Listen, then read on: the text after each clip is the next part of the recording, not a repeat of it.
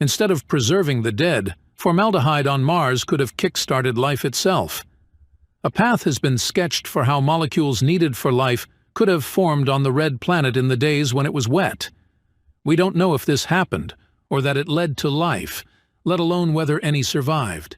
Nevertheless, the work suggests that anyone thinking of giving up on the prospects of a living neighbor should hold on to hope a little longer. The presence of liquid water is considered the single most important condition for life to exist, and we know Mars had that for at least 200 million years. Organic compounds that can serve as the building blocks for RNA or something similar are also essential. Some of these have been found in meteorites, which hit Mars even more frequently than Earth, but we don't currently know if this source could supply all that were needed, and if not, whether Mars itself could have supplied them. This is where new work by Shungo Koyama of Tohoku University and colleagues on the role of formaldehyde comes in. Best known as chemical used to preserve dead specimens, the molecule H2CO is so important as a precursor molecule we produce millions of tons a year of it. According to this work, formaldehyde should have formed after a few intermediary stages out of carbon dioxide and water vapor. Formaldehyde is both soluble in water and reactive.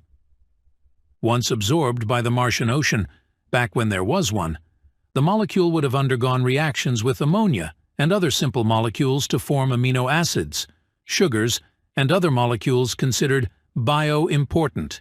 These include ribose, essential to RNA formation.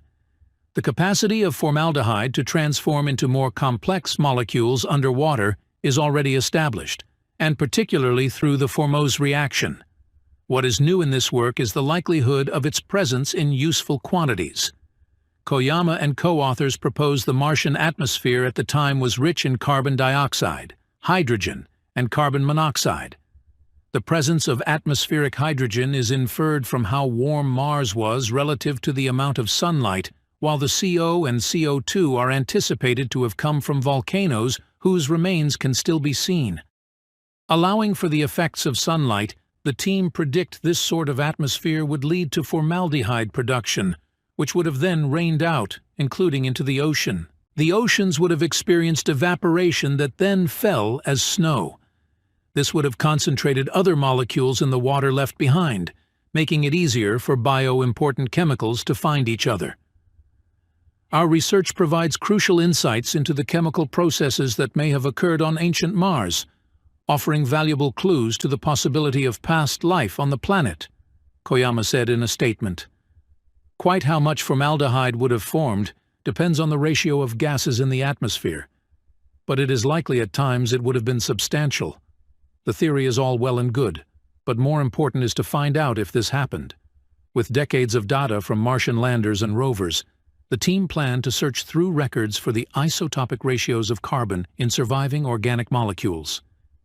These could indicate the likelihood the molecules formed via this route, rather than non-atmospheric alternatives. You can read the rest of the article in the link below. Enjoy your reading, and also remember to follow and like our page.